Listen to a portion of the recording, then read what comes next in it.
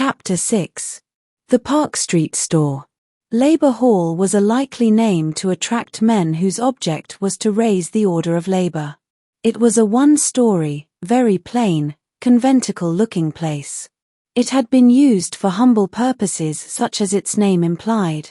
The entrance to it was up steps, though less steep and rude than those of George Yard and Full Street. Victoria Street was the only stepless store they had had. That was a ground-floor warehouse. For the first time the pioneers had now an entrance from the street, and ranked so far with other shopkeepers, though their customers had to climb steps, and they had no front windows in which to show their goods. Indeed, they had no wall windows at all, the building being lighted from the roof. For the present, anyhow, they had escaped from backyards. At the top of the steps a door opened onto the hall floor. Underneath was a room of commensurate size, used at times as a dancing room. Such were the premises of the new branch in a thoroughfare. The store remains there to this day, with some few alterations to be hereafter indicated. The reader has seen how the society became possessed of the labor hall, and now held a freehold place of business. It was not in good condition and needed repairs before occupation. These were effected. It was fitted up in a way befitting its modest pretension, the work being done by members of the society after their regular day's work was over. The first branch was opened on Thursday, July 18, 1861, but it was appointed to be opened on July 11. It was ready a week later, with regular paid servants, Mr. Hardy being shopman. Business was done in ordinary hours, as in other shops in the town. Mr. Scoton was appointed to assist at the opening, and felt a little proud to be the taker of the first cash there. Afterwards he and Mr. Swift were appointed to attend in the evenings to enroll members. The place now ceased to be known as the Labor Hall, and became the Park Street Cooperative Store. The story of the first branch has an interest all its own. Many were the misgivings of all concerned as to the result of this enterprise. The first year in Full Street, despite the many disadvantages of the place, developed unforeseen signs of growth. The first year in Park Street proved the wisdom and intrepidity of the new venture. In the December quarter of 1860, 290 members were enrolled, and £463 14 was received in contributions for shares.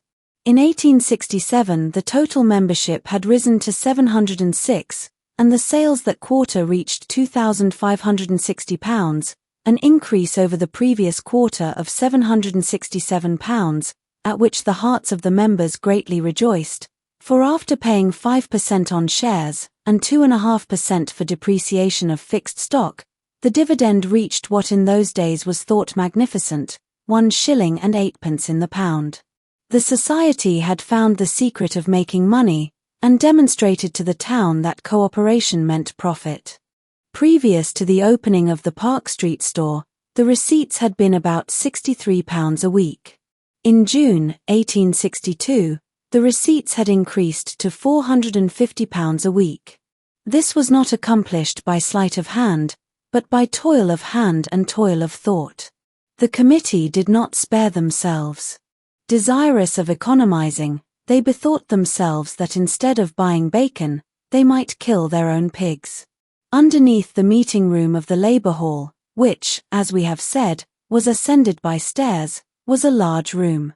One member fitted up a copper in it to boil the water for scalding the pigs, but being an amateur, there were defects in the construction of it, and it was difficult to get the water to boil. One evening the committee assembled at Park Street to superintend the slaughter of a pig. The amateur butcher did not understand his work, and was uncertain where the fatal stab should be given.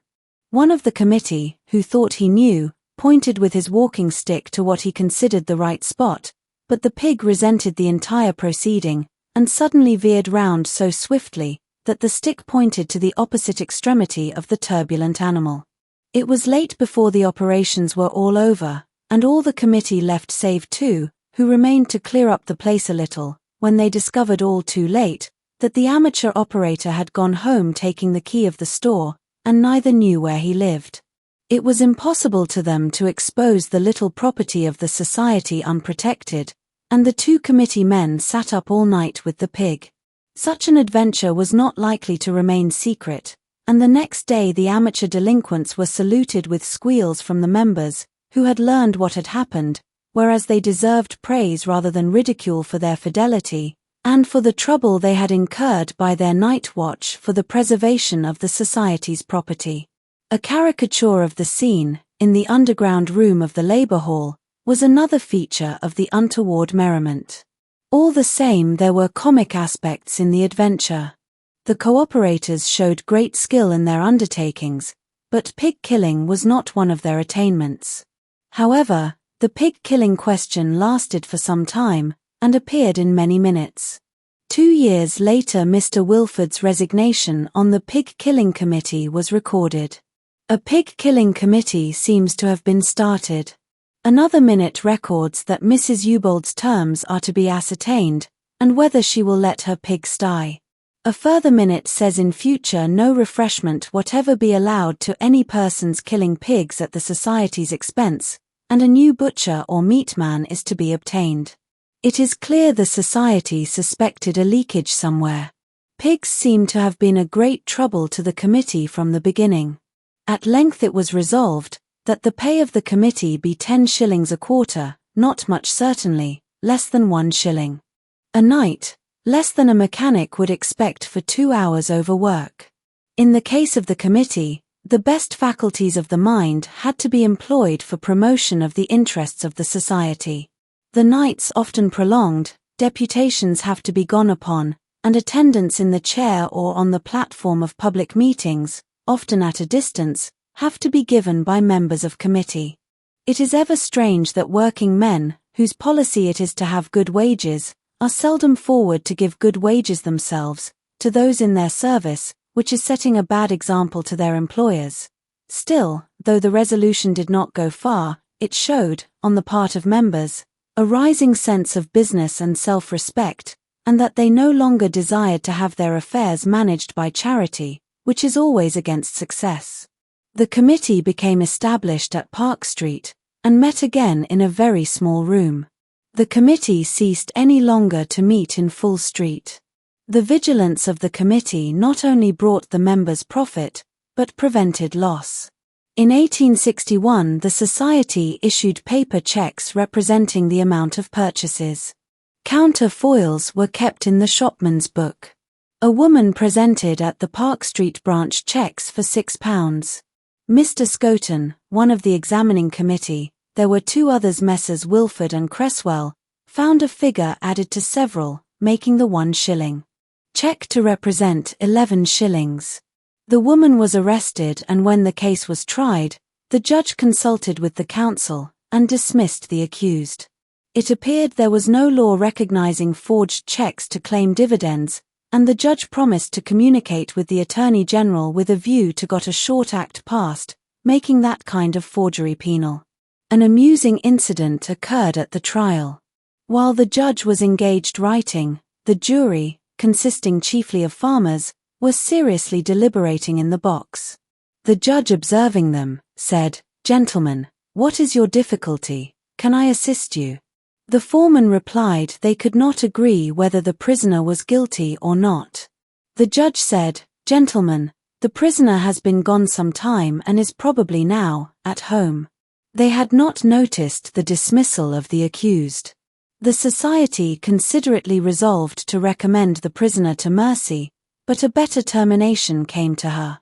Later the committee adopted metal checks and no further case occurred of the kind. A pleasant thing was done in 1863, on the occasion of the marriage of the Prince of Wales, who has given valued proofs of his interest in the cooperative improvement of the people. To celebrate the advent of the Princess Alexandra, a holiday was given to all persons in the employ of the society, and £5 were proposed by the committee that a festive dinner should conclude the rejoicings of the day. It is recorded that the registered office be Park Street, according to Act of Parliament. A committee, on which were Messrs. Scoton, Mather, and Swift, was appointed to revise the rules, which were duly certified by the registrar. Revision and amendments have to be made by every society as its business advances. As late as 1899 important amendments were under consideration. The society in 1863 came under the new rules. The whole of the committee then vacated office. On voting, the following persons were elected on the committee: W. Wilford, T. Burrowdell, W. Slater, A. Scottton, G. Wright, W. Ashindle, W. Corner, H. Barrett, T. Sherwin, T. Cresswell, and W. Hem, in the order here named. On July 24, 1863, the committee men of each store were requested to have their names posted in each store, for the purpose of members making complaints or asking questions, which shows the equality cultivated in the society, and that the suggestions made by members for improvement in any respect would be received with friendliness by the committee. On opening the Park Street branch, a manager was appointed. It is the first time a manager was mentioned. They early resolved to stop giving credit, into which they had fallen, it being contrary to cooperative profession, and opposed to thrift, economy, and independence, for he who is in debt is owned by somebody else. In those days of enthusiasm, imagination was very active. The Park Street store being the first possession of the society, the little freehold was thought to be capable of everything, and a question was brought before the committee of erecting a bakehouse at Park Street. The bakehouse question was destined often to come before the committee. Eventually, alterations in Park Street were resolved upon, and were to be completed in 3 weeks, under a penalty of £3 a day beyond that time. Mr. Brown's contract was accepted, and a radical change of front was contemplated. The floor was to be made level with the street. Park Street is the place meant though not named in the minutes. By lowering the floor the old hall gained in loftiness of appearance, and the old dancing room, the scene of festive and tragic events as we have related, lost in height. But the shop is made level with the street, the steps are abolished, and customers can enter as they would at other shops. The floor-lowered room makes a commodious place of business, as may be seen to this day. This chapter is designed to include only the earlier days of the Park Street branch. The society flourished here and grew in favor with the members, and acquired position in the town. Its march was onwards. Extension was always its watchword. In due course the committee had in view to open a second branch. The Dove Inn was advertised for sale by contract, the reserve price £1,200, and the society bought it. They were in no want of a public house. The Dove Inn was an innocent name, but if doves drank much beer they would not be very innocent, and if cooperators were given that way, they would not have much money to spend at the store. There were, however, back premises attached to the inn property, out of which, or in which, a store could be made. There were not many trees to be seen in Park Street, and there were no nuns in Nun Street. It was a pretty one-syllable name, and in that street the second branch was established. Read by Long Stories for Sleep. Chapter 7. The Nun Street branch. The Nun Street store was established in a building which again stood back from the main street. The cooperators had no reason to regret coming to the front in Park Street, but they were for the 4th time up a passage, and the Nun Street store, like all the previous ones, save Victoria Street, was on a second story, in the rear of the Dove Inn. The ascent to the store was again up steps from the outside. The entrance from the street was through a narrow passage, which still remains. There were windows in the rooms occupied by the store, but they looked into the public house yard. The premises had been used previously as a clubroom and dancing room. The society converted the dancing room into a store, and the room beneath, which was windowless, into a warehouse. The Nun Street store was opened in June, 1862, and new business soon rewarded the enterprise of the committee. Mr. Scoton, who was always at the door or altar of a new temple when initiatory ceremonies had to be performed, was, with Mr. Hilliard and Mr. Mather, appointed to pay the first dividends at Nun Street. It was done in the warehouse underneath the store. In what a plain, humble way business had to be conducted there is seen in circumstances under which dividends were paid.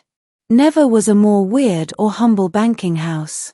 There was no gas in the warehouse, nor any counter or desk. 2 empty flour barrels were turned bottom up, and candles put in ginger beer bottles furnished the light whereby the paymasters of the cooperative forces discharged their duties. But before dividends could be paid they had to be earned. The method by which they accrued will best be shown by continuing the narrative of the proceedings of the directors. The butcher, the baker, and the pig soon came into the minds of the committee, if, indeed, they were ever out of their thoughts. Mr. Brown was engaged to put up an oven, and the society began baking its own bread. Baking takes precedence in the productive functions of the store. An order was given for 300 sacks of flour. The bakehouse was real, and was soon doing business. Next we read of a baking committee, who are instructed to examine the buns, and report. It is notable in every department how conscientiously the society endeavors to carry out the cooperative pledge of purity and excellence in all things in which they deal. In February, 1864, instructions are issued for a tea party of 500 persons. Urns are to be obtained from the Midland Railway, who appear to be friendly to the store. Plainly there are vegetarians on the committee, since ham sandwiches are prohibited, which appear to have been formally provided. The baker is to make a specimen loaf, and say what he puts in it. The portions of currants and raisins are enumerated, and by a special resolution he is to be permitted to put 2 eggs in each stone of bread. Truly the eggs were not in excess. But the committee have their own ideas on that point. Never were there such conscientious bakers. To this day, as will be seen hereafter, the committee are honorably scrupulous as to the quality of their provisions. The butchers or meat makers largely occupy the attention of the committee. At a later date, 1871, it is ordered that they are to have not more than half a pound of steak allowed them on Fridays instead of going home to dinner, and that it be left to the superintendent to look to it. Mr. Bagnall, at a later date, is to come before the committee, and the secretary is not to pay for the pig until after the committee meeting. The committee are to meet at Nunn Street, to consider an improved method of slaughtering pigs. Feelings of humanity went with their ideas of porcine economy. Even in matters of decoration they left nothing to conventional fancy. The committee have special opinions thereupon.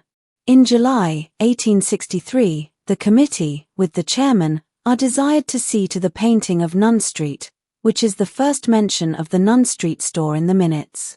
On July 24th, it is resolved that the windows at Nunn Street be painted white, the doors and shutters are to be of dark-grained oak in oil, the spouting and store door to be painted stone color. The effect of coming into the open in Park Street for business has had its results.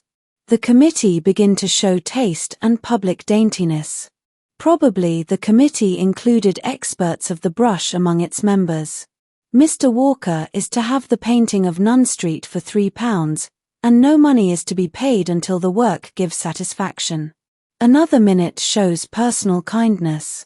Mr. Allen is to be allowed leave of absence from Monday till Thursday morning, 9 o'clock, and that his wages be paid.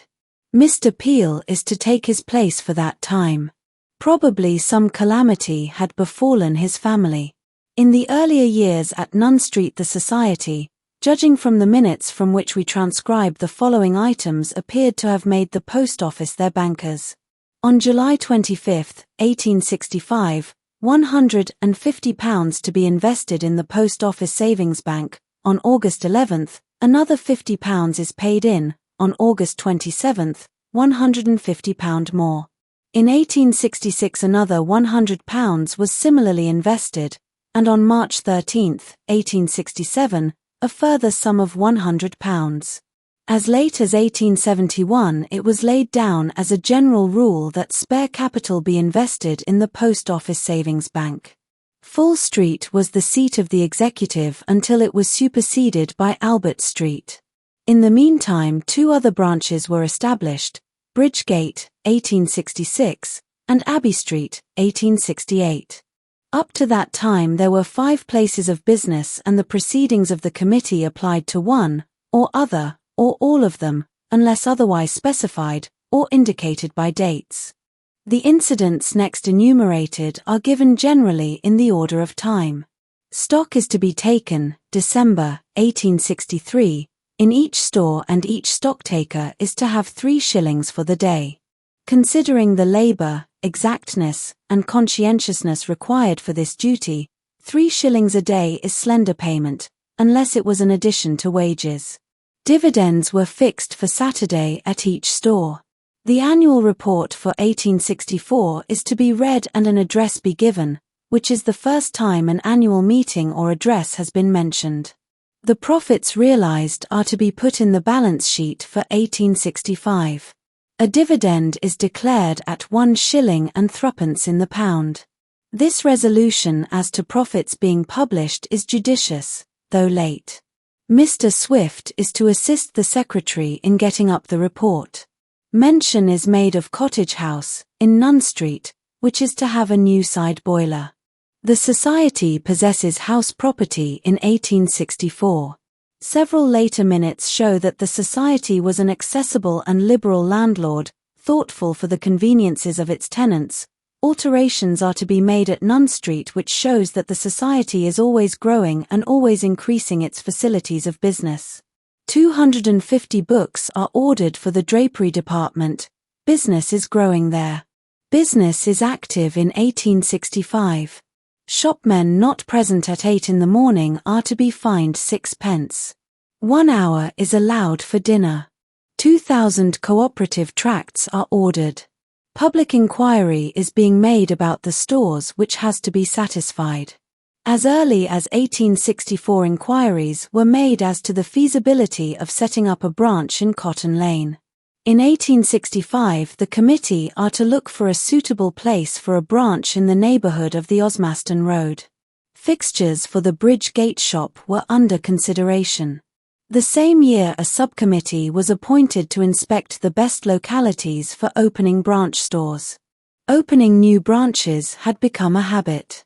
Later, property in Abbey Street was to be inspected, also, the first place available there or in Burton Road to be taken. The passion for extension does not neutralize the sense of prudence. The goods at Bridgegate are to be insured for £150. Indeed, prudence was with the committees, as earlier stores, as we have seen, were insured. Next, inquiries were to be made respecting land in Burleigh Street. In 1867 the trustees of the working men's associations were requested to make an offer of their property. These pleasant invitations, given from time to time, denote open-eyed enterprise. In 1868 a musical and literary entertainment was resolved upon, and the opening of the reading room, at an admission of 2pence. A month later the secretary was appointed to attend the sale of certain property, and to go to £550 in his biddings. In 1869 land is ordered to be bought in Derwent Street and Burleigh Street, if to be had. This year the Abbey Street store and stock are to be insured in the Cooperative Insurance Company for £400. As a tea party is resolved upon earlier, Mr. Oates is to be solicited to give an address. There is to be interim singing. Ham sandwiches are to be restored. Ladies' tickets are 350 in number, children's tickets, 150. The mayor is requested to take the chair, but in case he refuses, Mr. T. Rowe is to be asked. This shows the society had now the consciousness of public importance. 1,000 members' books are ordered. New adherents are coming in. Mr. Greening is to be informed, July 1867, that 2 copies of the Industrial Partnership Record will be taken for the use of the committee. A report of the proceedings of the last quarterly meeting is to be sent to each newspaper in the town. By this time the proceedings of the society have public interest. In 1869 the dividend was 1 shilling and 6pence in the pound. In 1870 it had risen to 1 shilling and 8 pence in the pound. As early as 1866 a horse and cart were bought. The committee built a stable at the back of the Nunn Street store, and kept there the first horse the society possessed. A frontage was now wanted. As the Dove Inn stood at the corner of Nunn Street and William Street, as it does now, could the society have converted that into a store? The position had been commanding. Later, November 3, 1871, they bought 2 small freehold cottages, which adjoined the passage entrance to their store, for £260. On the site of those 2 cottages they built the present Nunn Street store, which stands in the street line. The new store cost £407 to build. This, with the purchase money of the 2 cottages, which they pulled down, made the cost of the Nunn Street store £667. Some additions raised it to £683. Not having any desire to enter upon the publican business, and the reconstruction of the Dove Inn being too expensive, the society sold it to complete the purchase of the cottages. Activity and advance of the cause came with Nunn Street, activity impossible until capital was acquired by the accumulation of profits. Branch making continued to be a pursuit.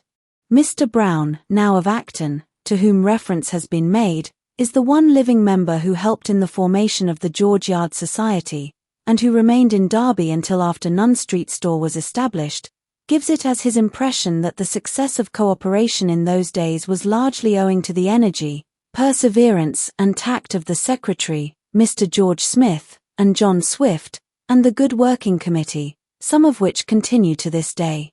George Yard, Victoria Street, Full Street, Park Street, and Nunn Street stores are the 5 cardinal places in the early history of the Derby Society.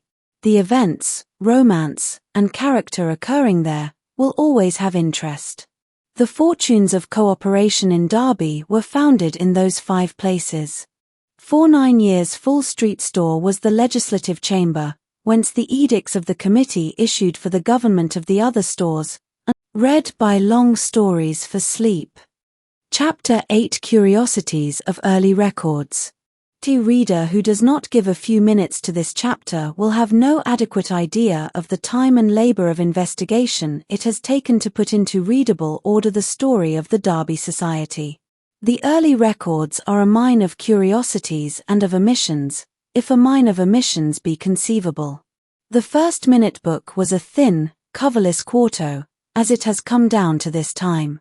Unruled, unpaged, and incomplete.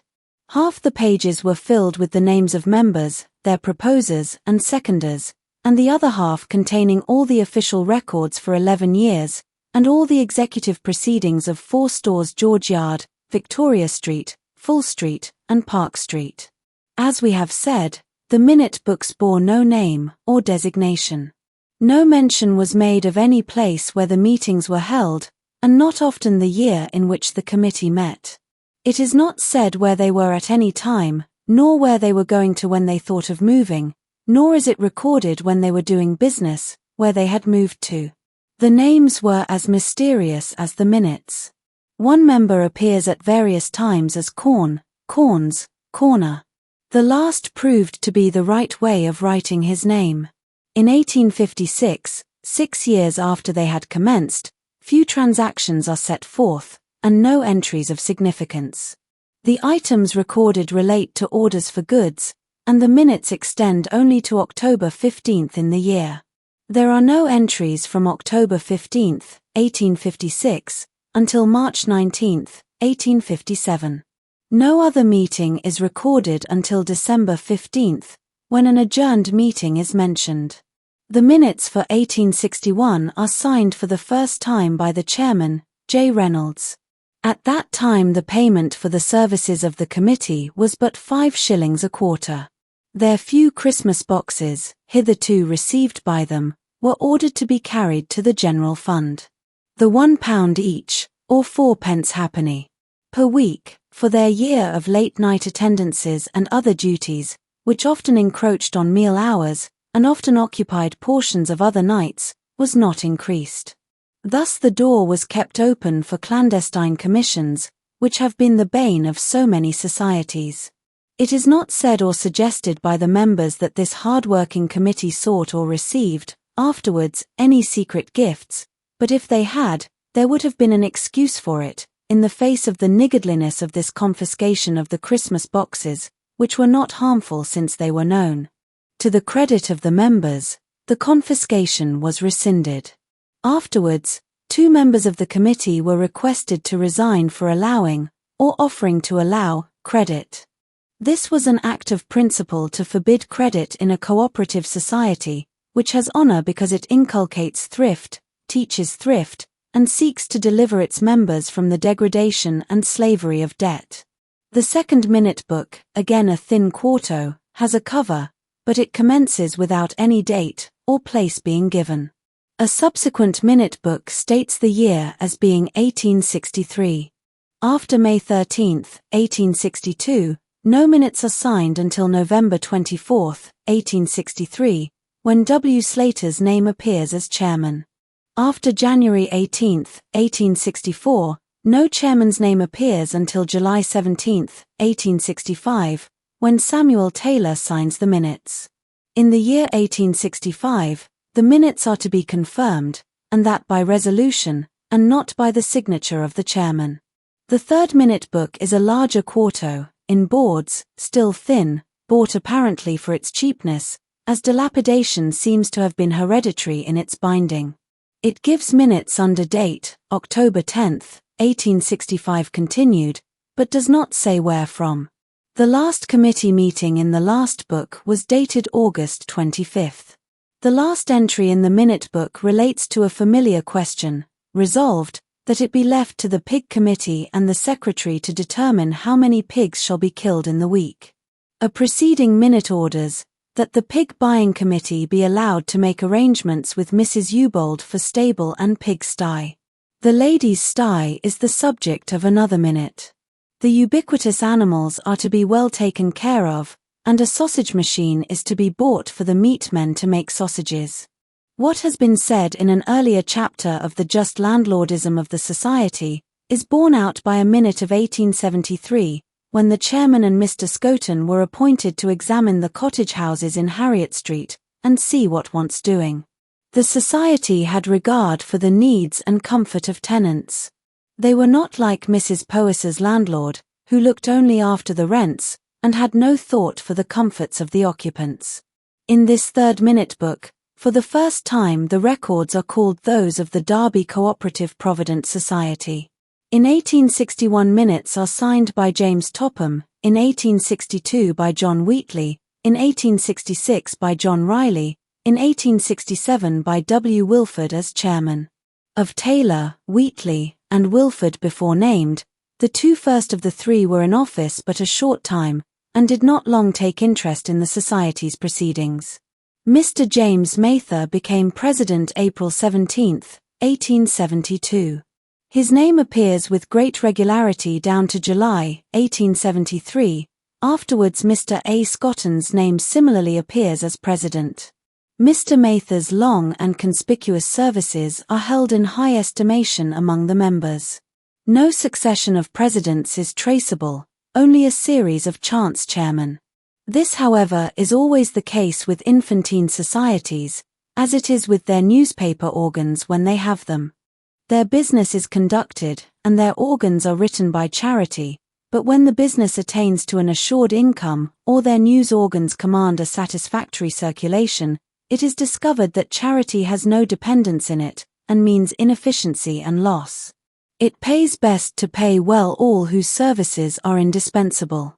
True, it often happens that precious services, more than money can buy, are given for nothing by men of zeal and principle, but such devotion cannot be demanded, and ought not to be rendered free, when there are means of paying for them, as it would deaden the sense of independence and self-respect in the recipients.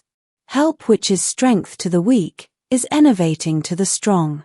Nevertheless, cooperators learned to act like gentlemen sooner than was to be expected.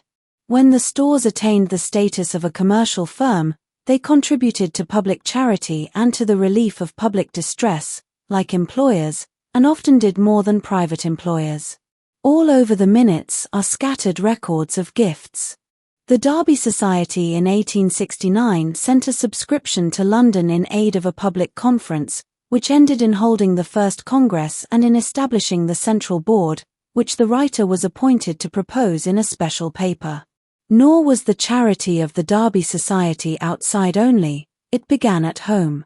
2 guineas and then 3 guineas a year was given to the infirmary, and as the society increased in means, the annual contribution was increased to 5 guineas. From fraternal feeling, which early prevailed, they made gifts in aid to societies in need of help. This indeed was a characteristic of earlier societies in days when cooperative societies were in their infancy. So far back as 1834 there was an old cooperative society at Foleshill, near Coventry, familiar to Dr. John Watts and John Collier Farn, both cooperative advocates born in Coventry. Recently, Mr. College, secretary of the Lockhart Lane Society, at Foleshill, sent Mr. Scoton information that he had found in an old minute book the following entry, January 30, 1834. At a meeting called expressly for the purpose, James Harris in the chair, it was moved by Thomas Wickens, and seconded by Richard Fairfield, and carried unanimously, that this society do give to the Derby weavers the sum of £1, the better to enable them to withstand the tyrannous impositions sought to be practised upon them by their employer. James Harris, Chairman. At this time the worth of this cooperative society was entered at £35 15 shillings and 4pence. It was out of that they made their generous gift. In 1834 Derby was the seat of the silk trade, and had many large mills which have long since declined. The timely gift to Derby workmen, then on strike, was made 16 years before the Derby Cooperative Society began, that ought to have led to the formation of a cooperative society in Derby. The Foleshill gift was made 10 years before the Rochdale Society began to popularise participation in profit among members, which first made cooperation attractive to workmen. One curious minute more may be sufficient to justify the title of this chapter. The minute is as follows: September 25, 1867, that the Secretary shall not grant leave of absence to any servants, except in cases of sickness or death, and that any servant requiring leave of absence, between the committee nights, shall apply to the committee over that store. That the sick should give personal notice of their condition is conceivable, but how the dead are to do it is not so clear. They do not usually ask for leave of absence, they take it, regardless of official resolutions, or the duty of applying for permission to die. The dead servants of the Derby Society in 1867 must have had their wits about them, if they complied with this resolution, which probably meant that in case of the sickness of any servant, or of death in his family, leave of absence would be granted on due notice thereof, but this is not said. The 4th Book of Minutes is a substantially bound volume. It opens with the proceedings of the Committee of June 10, 1861, and the entries have a business air about them, yet it makes no mention of the place where the committee met. The 5th Minute Book is a handsome and larger volume with the words Minute Book on the back, and on the side the Derby Cooperative Provident Society Limited in gold letters. It commences with the proceedings of the Committee of June 19, 1872, but still without disclosing where the committee Saturday. Conspirators could not be more reticent about their address. The records are now businesslike, uninterrupted, and clear. Though the minutes were irregular and often deficient during the first 20 years, as is common with societies of working men in the early years of a self-helping movement, they show the proceedings to be entirely representative, as everything is done by resolutions of committees, of which all the members are cognizant, as is the rule in cooperative societies. It may be said of these brave if humble actors in the words of the Reverend Dr. Joseph Parker in his alluring story of a preacher's life, when describing Tyneside men of a similar class, they were honest men and useful citizens, and we must in common justice remember that their environment was not favourable to the large-mindedness and intellectual emulation associated with life in large and prosperous towns. Derby was not large and prosperous as it now is, when the cooperative society first began to improve the condition of working people. Read by Long Stories for Sleep. Chapter 9. The Central Stores. The Central Stores, situated in Albert Street, and continued without break into Exchange Street, is the most imposing commercial site in Derby. Whether considered with regard to their origin, their extent, their appearance, or position, they are alike notable. Were it possible for a spectator to take a bird's-eye view of the 37 branches radiating from this centre, he would admit that the sight is, as the Scotch would say, just wonderful. The second of the three Jubilee Societies, that of Leeds, has its central stores in Albion Street, and the Derby Society has its multitudinous central buildings in Albert Street. Both streets begin with the first letter of the alphabet. Leeds has, and Derby bids fair to have, branches enough to exhaust all the remaining letters. In Nun Street, the ambition of expansion grew, as all good things ought, by what it feeds upon. As early as 1865, the committee were instructed to inquire the rent of suitable premises for a central store. The possibility of being able to buy freehold land and build premises for themselves did not then appear. In 1868 it was found that a little property was to be bought in Albert Street, on which a central office could be erected. In January 1869, the purchase was resolved upon, but not without ominous doubts being awakened. The reader has seen what consternation was created when it was proposed to emerge from the dreary alley in Sadler Gate to Victoria Street. But that was surpassed by the alarm which took possession of apprehensive members when the step was taken to buy land and build upon it. The ruin of the society was pronounced not only to be certain, but absolute. The romance of cooperation has nowhere been more conspicuous than in Derby. Nobody could prove that the projected purchase would not ruin the society. But in cooperation, as in war, risks have to be run, and self-help requires good judgment and a cool calculation of chances. Is it not Bishop Butler who says, "Probability is the guide of man, and it requires no mean ability to estimate probability"? Honest, prudent self-help makes character. Responsibility is a noble education. It requires thoughtful courage to face the consequences of an important decision. Those who incur responsibilities must meet them. They who would save others from the results of their own actions would fill the world with fools. The members were wary, and weighed things well. A meeting was held, and it was only after anxious discussion that a resolution was passed authorizing the committee to buy. When this was declared carried, the oldest and most loyal member of the society rose and declared, with some emotion, that they had driven the first nail in the coffin of the society. But the coffin never came up for nailing, and instead, the nail was driven into the nascent chariot of the central stores. The mistaken prophet is still one of the best members of the society, and no one rejoices more than he that his honorable misgiving for the welfare of the society was unfounded. No Cassandra, nor any prophecy of disaster, deterred the society. Mr. Moody was instructed to prepare the necessary deeds of purchase, and the seal of the society was ordered to be attached to the agreement. The dimensions of the property were defined, 64 feet frontage, and 52 feet in depth were to be bought, and the secretary was to pay the deposit. Thompson and Young were to be the architects for erecting the central store, which was to be 3 stories high. The front of the new stores was to be of red brick, picked out with white stone facings. Mr. Bridgart's estimate of £2,398 for the erection of the store in Albert Street was accepted. The contract for the central store was thrown open for public competition, but the committee did not bind themselves to accept the lowest tender, which was a wise cooperative condition. If purchasers in a store all bound themselves to take the lowest priced articles, taste and art and excellence would die. The worst things would be chosen, and the store reduced to a cheap-selling shop. One lesson that needs perpetual inculcation is that members should be induced on all occasions to measure cheapness by excellence, and not excellence by cheapness. Of course excellent things may be cheap, but what the purchaser has to do, is to be sure that they are excellent.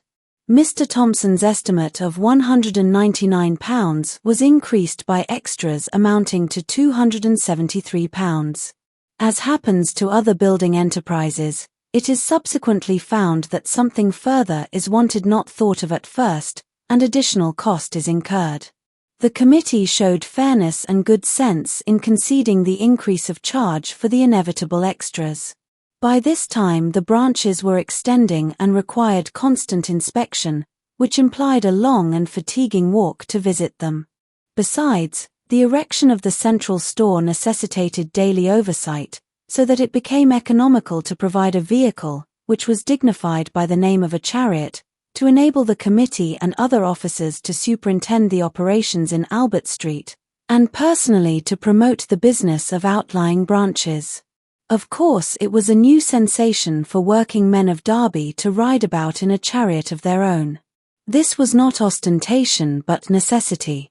The honour was that the zeal of the committee and the earnestness of the members had rendered convenience of travel indispensable. Extension was still in the mind of the committee. In September 1873, a special general meeting was called to consider the purchase of land adjoining Albert Street store, belonging to Lord Belper. Had Lord Belper shown the same objection to cooperators at Derby, as a former Lord Derby did to Unitarians at Bury, there would have been no extension of the Albert Street stores. In the days of the old Lord Derby, who often appeared in the Preston cockpit, and who was better versed in cockfighting than theology, but was unfortunately the owner of all the land in Bury suitable for the site of an Unitarian chapel, not a square yard would he grant for the worship of one God. Had the application been to purchase land for the excavation of a cockpit, it would have been conceded. His Grace had no scruples on that head. The end of it was, the Unitarians had to wait until they could convert a small landowner, possessing a site adapted for their purpose, and not until then could an Unitarian church be erected in Bury. Fortunately, Lord Belper was a man with a different disposition. Robert Owen, who had both visited and lectured in Derby, was very intimate with Joseph Strutt. Perhaps some influence lay there. Doubtless had Lord Belper listened to the opinions or representations of shopkeepers, he might have declined to sell his land to cooperators. But he thought working men were as fully entitled as tradesmen to the rights of the market, and that conducting their business on the principle of cooperation, instead of competition, did not cancel their right of trading. It was to Lord Belper's sense of justice that the cooperators owed the possession of the most important mercantile site then available in Derby. The first building contained a draper's shop, a shoe shop, a grocery, a meat shop, and a restaurant. The entrance to the dining and tea room is now through an inviting confectionery shop. The restaurant is open to the public, as well as to members. The tariff is low, the supply ample and of good quality, always possible to a cooperative society, pledged to excellence and wholesomeness. Such a house of call for refreshments, open to anyone, is a great convenience to purchasers at the store, to market people, and visitors to the town.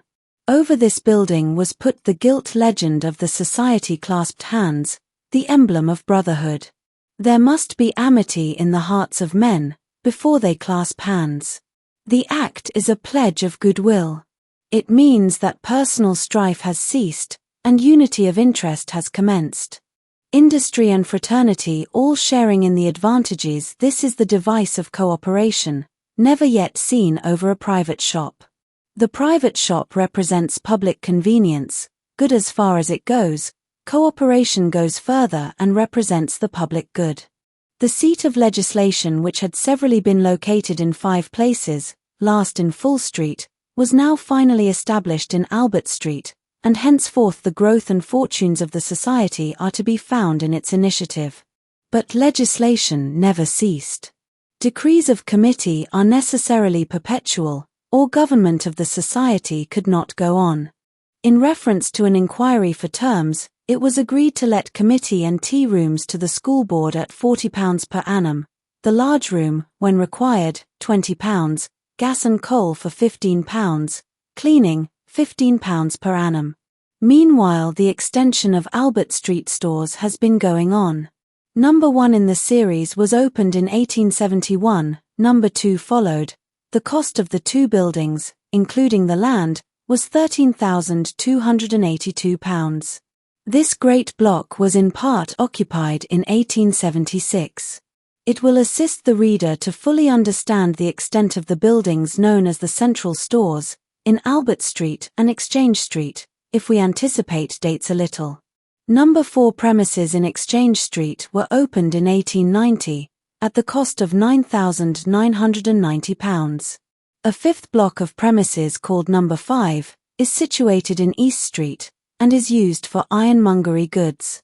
The back of these premises comes into the great business yard belonging to the Albert Street stores. These premises were opened in March, 1897. Their cost was £2,979, so that the whole of the central premises cost £27,392. Thus, these central premises came to contain warehouses, a large hall, lecture room, anteroom, committee rooms and offices, workrooms for shoemakers, tailors, milliners, dressmakers, and for the sale of drapery, millinery, furniture, grocery, provisions, meat, boots, and clothing. A Crosley's 5-horsepower silent gas engine was erected in place of an old vertical noisy engine. These central stores, as the reader will see in the engraving of them, have a splendid and continuous frontage, comprising more than 20 fine shop windows, a portion of which stand in Albert Street, and the others extend into Exchange Street, formerly called Prince's Street. East Street, where the ironmongery establishment stands, formerly bore the ignominious name of Bag Lane, but when the thoroughfare became dignified by well-to-do buildings, the corporation, desirous of extending in the town a knowledge of the points of the compass, dismissed Bag Lane bag and baggage, to use Mr. Gladstone's famous Blackheath phrase, and substituted East Street. The yard, which has been incidentally so designated, is in reality a serious and not a frivolous interior. It is the dwelling place of vehicles of all kinds and stores of all descriptions. In its various buildings, the commissariat departments of all the branches were established. The yard was full of business life every hour of the day, and often well into the night. The Derby co-operators were not only economists in business, they were economists in celebrations, and no ceremony is recorded when successive blocks were opened. The habit was to have a large party at the Drill Hall every Shrove Tuesday, and one of these meetings was made to serve for a public celebration, when one became due. But in 1876 the Shrove Tuesday annual tea party took place in their new cooperative hall, which was crowded above and below, by one company succeeding another. Even the juvenile members of cooperative families had their entertainment. In the evening speeches were made, and the president, Mr. Hilliard, took the chair. Alluding to the practice of town grocers giving a present of a few candles to their customers at Christmas as a reward for their custom during the year, he said the cooperative society had given their members no candles, but had given them £7,196, which would furnish them with burning and shining lights all the year round. He said, what every society does not understand yet, namely, that the women must lead in this movement, for cooperation is essentially a woman's question. The dividends paid during the year had clothed many a child and brightened many a home. It was the duty of every member to increase his or her income. England itself was of the nature of one great society, and it behoved everyone to increase its wealth, and the man who does nothing does not enrich the country, but takes from him who does. If everybody did their fair share of work, he and they would have to do a great deal less. All this was brightly and admirably said. The annual report announced the establishment of a building department in connection with the society. Already 14 houses had been erected, and 4 previously built had been allotted to members, and about 6 acres of land had been bought which would hold about 200 more. The land had been drained and streets marked out. The branch of the meat-making department had been opened on the Normanton Road. The new buildings in Albert Street, in Prince's Street, since named Exchange Street, were near completion, which, when finished, would be the best block of buildings for business purposes in the town. It was stated that by means of the education fund, they had started the Derby Cooperative Record for the better information of the members and the public. There was then in active operation 12 branches in the grocery department, 3 in the butchery, in this narrative always spoken of as the meat department, 3 in bakery, and 1 each in drapery, boots, tailoring, and also 2 coal depots. In the new building, the society possessed a large lecture hall of good dimensions, which contains a portable gymnasium for the use of members, when lectures, or concerts, or tea parties are not on. A country, says Mr. Goldwin Smith, without towns or cities, or stately edifices, little impresses the traveller, and never commands his admiration. This is true of cooperation without stores of some mark and dignity, neither its importance, vitality, nor prosperity, is made manifest. Cooperation in Derby fulfills these conditions. From various causes the dividend was low in 1872, being only 1 shilling and sixpence in the pound, made up from the reserve fund, it being understood that the amount taken from the fund be replaced when the profits exceed 1 shilling and sixpence. In 1873 the dividend declared was 1 shilling and 10 pence in the pound. By this time the amount borrowed from the reserve fund, in July 1872, will have been repaid. As late as 1875, a dividend of 2 shillings was realized. The names of persons admitted as members are still recorded in the minute book, as instance Mary Grocott, Mary Hill, Messrs. Harrigan, Toft, Topley, Hines, Hindley. The monthly record for information of members was established in this year. The public annals of the society commence in 1876. The editor calls attention to the penny bank. The Albert Street extension is beginning to present a noble front. The 14 houses and stores at California are progressing satisfactorily. Elsewhere branch operations are going on. Mr. Blood's tender for the erection of property in Parliament Street and Stockbrook Street is to be accepted. The committee justly consider, owing to time having been wasted from causes known, the period of the contract be extended, and the fine for non-fulfillment reduced from £10 to £5 per week. This year, 1876, the building department began. County votes were claimed and conceded. The committee have been struck by a remark made at the Leicester Congress by Mr. John Ellis, chairman of the Midland Railway, which Mr. Hilliard commended in one of his many speeches to branch meetings. Mr. Ellis, speaking in a chapel where the meeting was held, said, "It was not often they saw a member of the Society of Friends in anything like a pulpit." Then he made wise remarks which attracted attention in Derby. He said success with cooperators, as in every other kind of business, depended on the management and in an eminent degree on confidence. His own interest in their work arose from the fact that he regarded it as a movement in favor of self-reliance, thrift, and a desire to make the best use of the means which they, as hard workers, received as the result of their labors. Thrift, which Mr. Ellis justly commended, had been a characteristic of Derby cooperators. Profit-making does not go far unless profit-saving accompanies it. This was the case in Derby, for at this time, 1876, the society had in deposit, with the Wholesale Society, £5,000. In the September quarter of 1877 the cash taken for goods sold was £23,800. Substantial business was being done now. Well might Mr. Hilliard announce in the December following that the society had been one continued increase quarter by quarter. A pleasant account is given in the record, in 1878, of social life at the Albert Street Tea and Coffee Room, opened on Saturday evenings. Mothers and children were there, enjoying the warm refreshments. The husband was at hand, reading the newspaper, others playing at chess and draughts. This year a penny bank meeting was held, when 150 children sat down to a tea. The president of the society, Mr. Hilliard, gave demonstrations in phrenology, supplemented by a wise and genial address, and told a charming story to the children. In 1878, the dividend paid to members for the year amounted to £8,948. The dividend to non-members was £220. What a miracle non-members are! Every such person can become a member simply by consenting that the full dividend he will then receive upon his purchases shall be applied to the payment of a £1 share, which he will own, and receive 4% interest upon it, and ever after he will be entitled to the full dividend. Thus, the non-members who now receive £220 would receive about £440.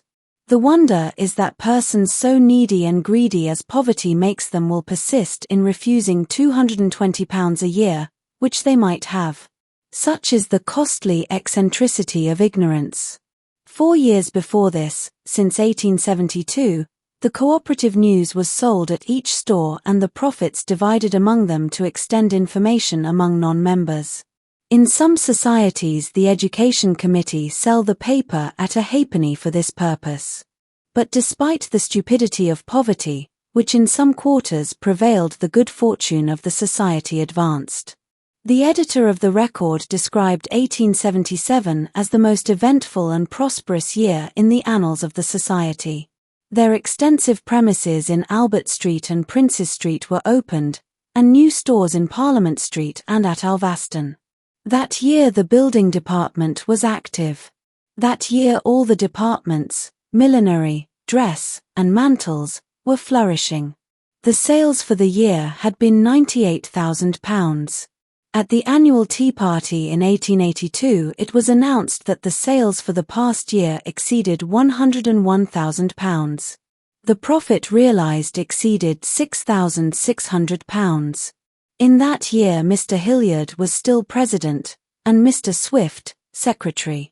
The society, in 1884, about to erect 40 cottages in Cotton Lane, held a tea party in St. Dunstan's schoolroom, lent by the courtesy of the Reverend C. H. Molyneux. Mr. Scoton being called upon to speak on cooperation and thrift, he argued that difficult as was saving to working people, it was possible to them. The profits realized by cooperative societies were proof of it. About that time Lady Manners had told the world that many ladies spent £600 a year on their toilets alone, and £1,000 on dress, and £2,000 on flowers for a single ball. Though the upper classes, as they were called, set the people no example of frugality, the people must be an example to themselves. That was the policy of self-helping cooperation.